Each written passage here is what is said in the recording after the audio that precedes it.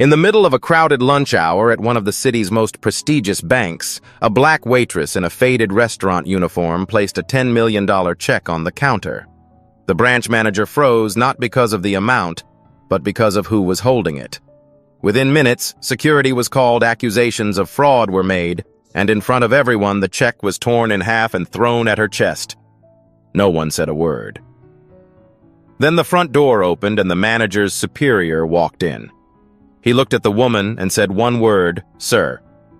Before we dive into this incredible story, if you're new here, welcome. This channel brings you stories that stay with you long after they end. Now let's get back to what happened next. The Rachel and Associates Bank stood like a monument to old money on the corner of Madison Avenue.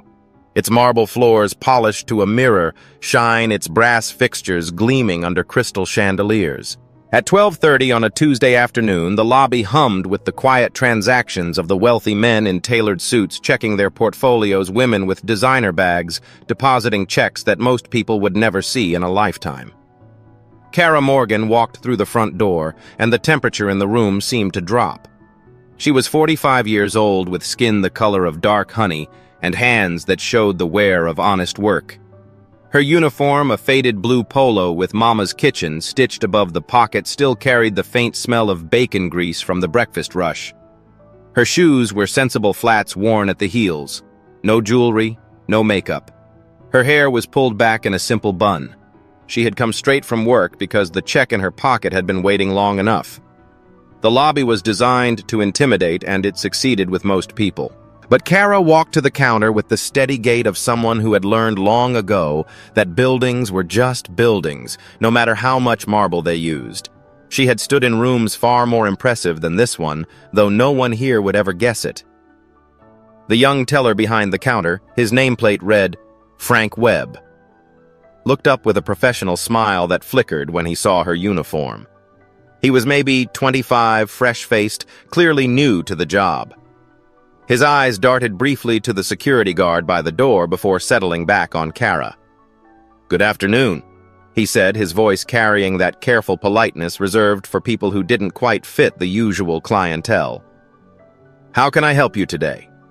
Kara reached into her pocket and placed a check on the marble counter. "I'd like to deposit this into my account." Frank looked down at the check. His professional composure cracked. The number staring back at him had 7 zeros after it. $10 million.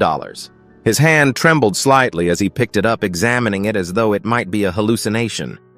The check was issued by a legitimate real estate holding company made out to Kara Morgan, signed and dated. Everything appeared to be in order, but nothing about the woman standing before him matched the figure on that slip of paper. One moment, please." Frank's voice cracked. "I need to get my manager." Kara nodded. She had expected this. Serena Hendricks arrived at the counter exactly 90 seconds later, her heels clicking against the marble with the precise rhythm of someone who believed every step she took was important. She was 38, blonde, impeccably dressed in a charcoal Armani suit. A strand of pearls hung around her neck, real ones, because Serena Hendricks would never wear anything fake. She had managed this branch for 3 years, and in that time, she had developed what she considered an invaluable skill, the ability to read people at a glance. Clothes, posture, accessories, speech patterns. Serena could assess a person's net worth within 10 seconds of meeting them. This skill had helped her climb from a middle-class upbringing to a corner office with a view of Central Park. It had never failed her. Until today. Serena looked at Kara. She saw the stained uniform, the worn shoes, the calloused hands. She saw a woman who, by every visible metric, had no business being in this bank, let alone presenting a check for $10 million. Then she looked at the check. Her upper lip curled almost imperceptibly. "Ma'am," Serena said, and the word carried the subtle condescension of someone addressing a child who had wandered into the wrong classroom. "May I ask where you obtained this check?" "It's payment from a business transaction," Kara replied calmly. "A real estate sale." Serena's eyebrow arched. "A real estate sale. I see." "Me." She turned the check over in her hands, examining it as though searching for evidence of forgery. "And what exactly do you do for a living?" "I'm a waitress." The words hung in the air. Around them, the gentle murmur of the lobby had grown quieter. Other customers were beginning to notice the exchange at the counter. A man in a three-piece suit lowered his newspaper to watch. A woman with a Birkin bag whispered something to her companion.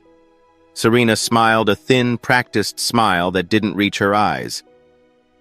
"A waitress, with a $10 million check." "That's correct. I'm going to need to see 2 forms of identification." Kara produced her driver's license and a passport from her bag. Serena examined them with the intensity of a forensic investigator holding them up to the light, comparing the photos to the woman before her. Everything matched. Everything was legitimate. But Serena had already made up her mind. "I'm going to need to verify the source of these funds," she announced, her voice growing louder. Louder than necessary. Loud enough for the entire lobby to hear. "This is standard procedure for potentially fraudulent transactions." Kara's expression remained neutral. "Of course. You can call the issuing bank. The number should be on the check." But Serena didn't reach for the phone. Instead, she picked up the receiver and dialed a different number and internal extension.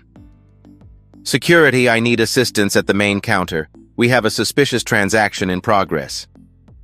The words landed like stones dropped into still water. Ripples of whispered conversation spread through the lobby. The man with the newspaper set it down entirely now, watching openly. The woman with the Birkin bag took out her phone and began recording. A security guard, a heavy-set man with a shaved head and arms like tree trunks, materialized beside Serena. His hand rested on his belt near the radio clipped there. "Ma'am?" Serena said, her voice now carrying the authority of someone who believed she was protecting the institution from a criminal. "I'm going to ask you to step aside while we investigate this matter." "I have the right to complete my transaction," Kara said quietly. "You have the right to be detained for attempted fraud if this check turns out to be fake." "Have you called the issuing bank?" "I don't need to call anyone." Serena's voice had taken on an edge now, the kind that came from certainty, the absolute conviction that she was right, that she had seen through a con artist, that she was the last line of defense between this bank and a criminal. "I know what I'm looking at, and what I'm looking at is a woman who serves breakfast, trying to cash a check worth more than she'll earn in 100 lifetimes." The lobby had gone completely silent. Every eye was fixed on the counter. Frank stood frozen behind Serena, his face pale, his mouth slightly open as though he wanted to say something but couldn't find the words. Kara looked at Serena. She looked at the check in Serena's hand. She looked at the security guard whose fingers had tightened around his radio. And she made a choice. "I would like to speak with your supervisor," Kara said. Serena laughed. It was a short, sharp sound devoid of humor. "My supervisor isn't going to help you. No one in this bank is going to help you, because we don't help people who try to steal from us." She held up the check, $10 million written on legitimate paper from a legitimate company made out to a legitimate person. And she tore it in half. The sound of ripping paper echoed through the silent lobby like a gunshot. Serena wasn't finished. She tore the halves into quarters, then crumpled the pieces and threw them at Kara's chest. The fragments of paper scattered across the marble floor, coming to rest at Kara's worn shoes. "Get out," Serena said. "Get out before I have you arrested." Kara didn't move. She looked down at the torn pieces of the check. She looked at Serena, whose face was flushed with righteous anger. She looked at the security guard who had taken a step closer. She looked at Frank, who had turned away, unable to meet her eyes. She looked at the other customers, the men in suits, the women with their designer bags, all of them watching, none of them speaking. Some had their phones out recording. Others simply stared with expressions that ranged from discomfort to satisfaction. No one said a word in her defense. Kara bent down slowly and picked up 2 of the torn pieces. She held them in her hands, looking at the fragments of the number that had been printed there. Then she straightened and looked directly at Serena. "I'm not leaving," she said. Serena's eyes narrowed. "Then I'm calling the police." "Call them." "You think I won't?" "I think you should." Kara's voice was calm, measured, utterly unshaken. "And while you're at it, I think you should consider how you're going to explain this. Not to the police, not to your supervisor, but to yourself. How are you going to explain that you looked at a human being, decided what she was worth based on her clothes, and destroyed her property in front of witnesses?" Serena opened her mouth to respond, but before she could speak, the front door of the bank opened. A man walked in, older, distinguished, with silver hair and the kind of presence that made people instinctively straighten their posture. He wore a suit that cost more than most cars, and he moved with the easy confidence of someone who owned everything he saw.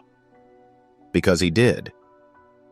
Richard Rachel, chairman of the board of Rachel and Associates, had arrived for an unannounced inspection. Serena's face transformed instantly, her anger replaced by a bright professional smile. "Mr. Rachel, what a pleasant surprise. The branch is running smoothly as always. We actually just prevented what appeared to be a fraud attempt." But Richard Rachel wasn't looking at her. He was staring at the woman in the waitress uniform, the one with torn pieces of paper still clutched in her hands. His face went pale. He walked past Serena as though she didn't exist, past the security guard, past Frank, until he stood directly in front of Kara. And then he said one word. "Sir." The lobby went absolutely still. Serena's smile froze on her face. "Mr. Rachel, I don't understand. This woman, Richard said, his voice tight with barely controlled alarm, "is Kara Morgan. She is the CEO of Morgan Holdings, and she is the largest single shareholder of this bank." The silence that followed Richard Rachel's words was absolute. It pressed against the walls of the lobby like a physical weight, suffocating every whisper, every breath, every heartbeat. Serena Hendricks stood frozen, her professional smile still carved into her face like a mask that had forgotten how to fall. The torn pieces of the check lay scattered on the marble floor between her and the woman she had just called a fraud. The woman who owned 35% of the bank. That's not possible," Serena whispered. Her voice sounded strange to her own ears, thin and distant. Richard Rachel didn't look at her. His attention remained fixed on Kara, and his expression carried something that Serena had never seen on his face before: fear. "Mrs. Morgan," he said, and each word was measured careful like a man walking across thin ice. "I had no idea you would be visiting us today. If I had known, you would have what—" Kara's voice was calm, almost gentle. "Rolled out the red carpet, called ahead to warn your staff." Richard's jaw tightened. "I would have ensured you received the service you deserve." "And what service does a waitress deserve, Mr. Rachel?" The question hung in the air, unanswered and unanswerable. Around them, the other customers had become statues, their phones still raised, still recording. The security guard had taken 2 steps backward, his hand no longer anywhere near his belt. Frank remained behind the counter, his face the color of fresh snow. Serena's mind raced, grasping for something, anything that could explain what was happening. "Mr. Rachel, there must be some mistake. This woman came in wearing— She said she was a waitress. The check was for $10 million. The check," Richard said slowly, "was legitimate. Wasn't it? I didn't verify." "You didn't verify?" Richard's voice dropped to a whisper that somehow carried more weight than a shout. "You tore up a $10 million check from our largest shareholder, without verification." Serena opened her mouth, but no words came out. For the first time in her career, she had nothing to say. Kara bent down and picked up another piece of the torn check, examining it as though it were a curious artifact. "You know what I found interesting, Mr. Rachel? Not that she assumed I was a criminal. That's happened before. It will happen again." She looked up, and her dark eyes held a depth that made Richard take an involuntary step back. "What I found interesting was how certain she was. She didn't even consider the possibility that she might be wrong." Richard turned to Serena with an expression that promised professional annihilation. "Mrs. Hendricks, my office. Now." "Actually," Kara said, "I'd like her to stay." Both Richard and Serena looked at her with identical expressions of surprise. "Mrs. "Morgan," Richard began, "I assure you we will handle this matter with the utmost—" "I'm sure you will." Kara's tone remained pleasant conversational. "I'm sure that within the hour Mrs. Hendricks will be terminated. I'm sure that by tomorrow this branch will issue a formal apology. I'm sure that within a week there will be a settlement offer with enough zeros to make this all go away quietly." Richard's face confirmed every word. "But here's my question," Kara continued. She took a step toward Serena, who flinched as though expecting a blow. "If I weren't Kara Morgan, if I were exactly who you thought I was, just a waitress with a legitimate check, what would have happened to me?" Serena's lips trembled. I was following protocol." "What protocol tells you to tear up a customer's check without verifying it first?" "I made a judgment call. Based on what?" Kara's voice sharpened for the first time. "Based on my uniform, my skin. The fact that I don't carry a Birkin bag." She gestured toward the woman who had been recording on her phone, who quickly lowered it and looked away. "If she had walked in with the same check, would you have torn it up?" Serena didn't answer. She didn't need to. Richard stepped forward, positioning himself between the two women. "Mrs. Morgan, please. Let's discuss this in private. I have a conference room upstairs." "No." The word was quiet, but final. "No," Kara repeated. "I've spent 5 years living quietly, Mr. Rachel. 5 years since my husband died trying to understand something." She looked around the lobby at the marble floors, the crystal chandeliers, the well-dressed customers who wouldn't meet her eyes. "He asked me once near the end if I knew how the world would treat me without the money, without the name. I told him it wouldn't matter. I told him people were fundamentally good." Her laugh was soft and sad. "I was wrong." She had discovered this truth slowly over months and years of small indignities. The way store clerks followed her through aisles, the way taxi drivers passed her by, the way restaurant hosts seated her near the kitchen while white customers in jeans got window tables. She had kept a mental catalog of these moments, each one a data point, in an experiment she had never wanted to conduct. But today was different. Today she had hard evidence. Today she had witnesses. Today she had a choice. "Mrs. Morgan," Richard said, and now there was a note of pleading in his voice. "Whatever you want, compensation, a public apology, structural changes to our policies, we can discuss all of it. But surely you can understand the value of discretion. For everyone involved." Kara looked at him. She looked at Serena, whose mascara had begun to run in thin black lines down her cheeks. She looked at Frank, still standing behind the counter, his young face a battlefield of emotions. And she remembered. 5 years ago in a hospital room that smelled of antiseptic and dying flowers, James Morgan had held her hand with fingers that had grown too thin. 20 years of marriage, 2 children, 1 empire built from nothing, and it had all come down to a white room with machines that beeped out the rhythm of a failing heart. "I spent my whole life building something," he had said, his voice barely above a whisper. "We built it together.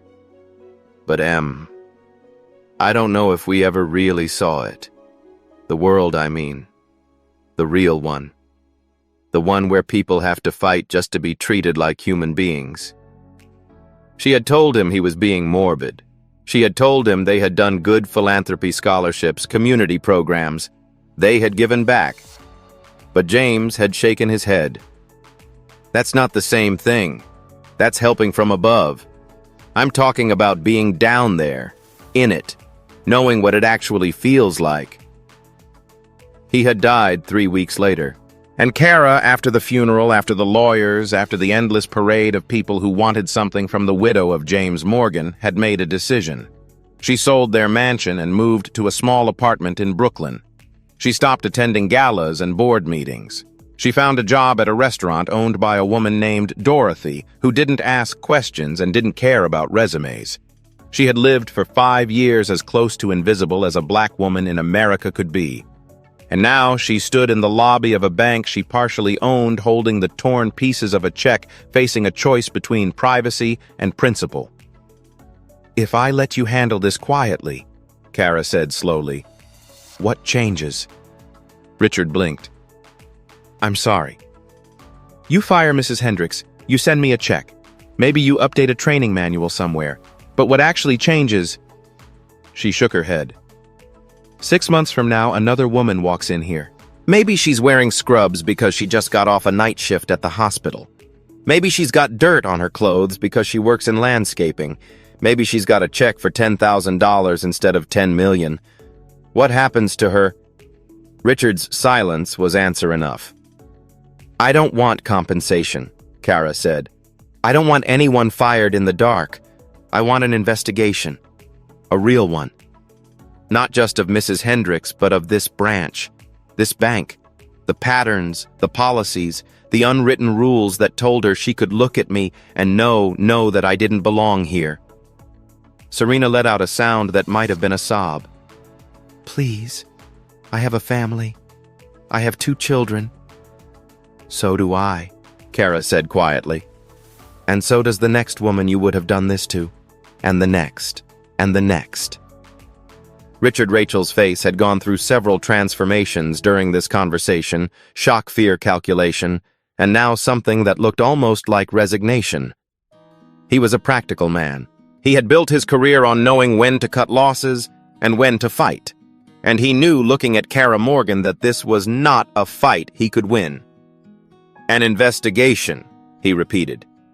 Mrs. Morgan, you understand what that would mean. Media attention, legal exposure, stock price fluctuations. The board will do what I tell them to do. Kara's voice carried a quiet authority that reminded everyone in the room exactly who she was. I own 35% of this bank, Mr. Rachel. I have been a silent partner for 15 years because my husband preferred it that way, and because I had no interest in the spotlight. But I am not silent anymore.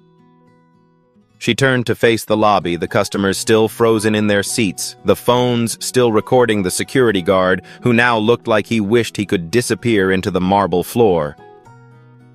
Everything that happened here today is documented, she said, addressing no one and everyone. Videos have been taken. Witnesses were present. The question now is not whether this story gets out. The question is what kind of story it becomes. She looked back at Richard. You can make this a story about a bank that made a mistake and tried to bury it. Or you can make it a story about a bank that made a mistake and decided to do something about it. The choice is yours. Richard stood very still for a long moment. Behind him, Serena had covered her face with her hands, her shoulders shaking. Frank had finally moved, stepping out from behind the counter, his young face set with something that looked like resolve. Mrs. Morgan, Frank said, his voice cracking slightly. I should have said something. When it was happening. I knew it wasn't right, but I didn't... Kara looked at him. Really looked at him for the first time since this all began. He was young, probably not long out of college. His hands were trembling, but he had stepped forward when everyone else had stepped back. What's your name? She asked. Frank. Frank Webb. Frank. Kara nodded slowly. Do you know why you didn't say anything? He shook his head, misery written across his features. Because you were afraid. Afraid of losing your job. Afraid of contradicting your superior. Afraid of being wrong. She took a step toward him and her voice softened. Those are human fears. But the next time you see something like this, and there will be a next time, I want you to remember how you feel right now. And I want you to ask yourself which is worse, the fear of speaking or the shame of silence. Frank nodded, unable to speak.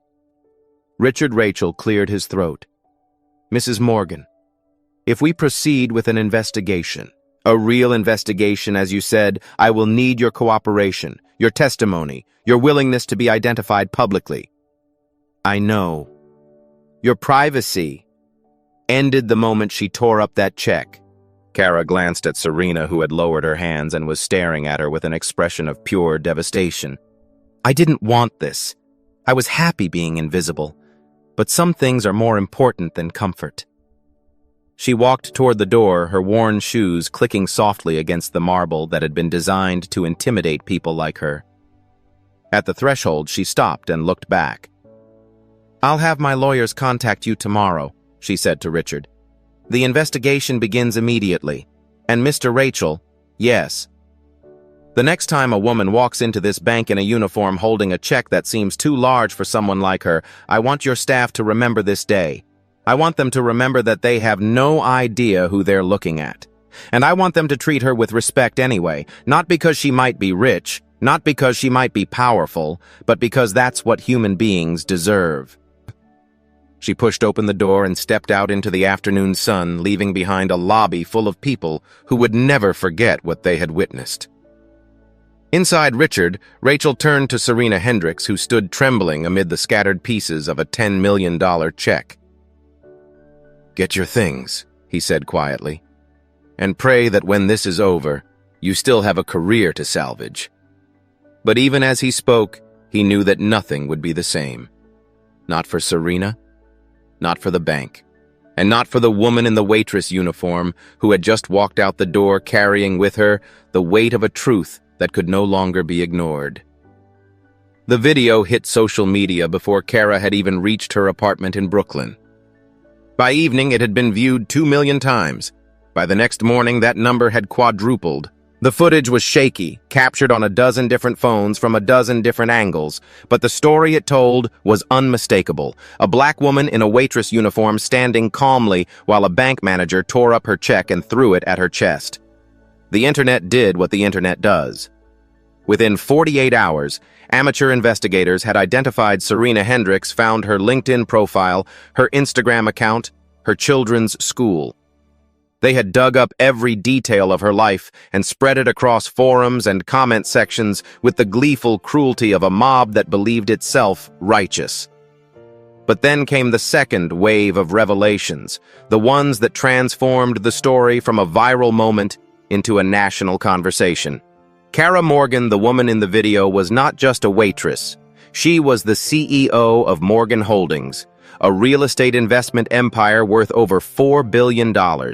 She was one of the wealthiest black women in America, and she owned more than a third of the bank that had just humiliated her. The story exploded. News anchors debated it on morning shows. Op-ed writers dissected it in major newspapers. The question that echoed through every conversation was the same one Kara had asked in that marble lobby: if a billionaire could be treated this way, what happened to everyone else? The Consumer Financial Protection Bureau announced an investigation within a week. Rachel and associates, facing a public relations catastrophe, cooperated fully.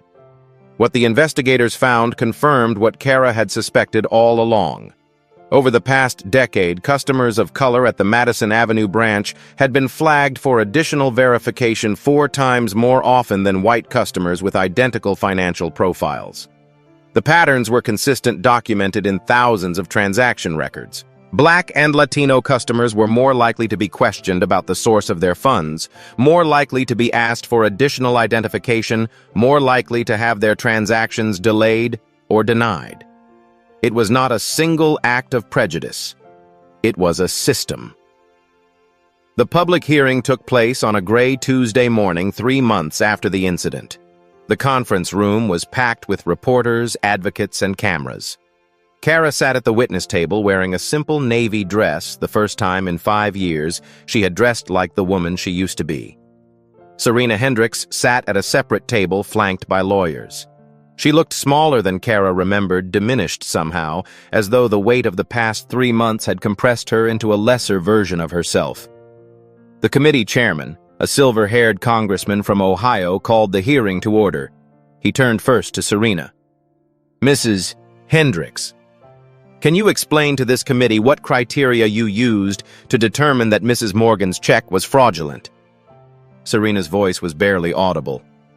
"I made an assessment based on the information available to me at the time." "What information was that?" Her appearance, her stated occupation, the size of the transaction." "Did you contact the issuing bank to verify the check?" "No."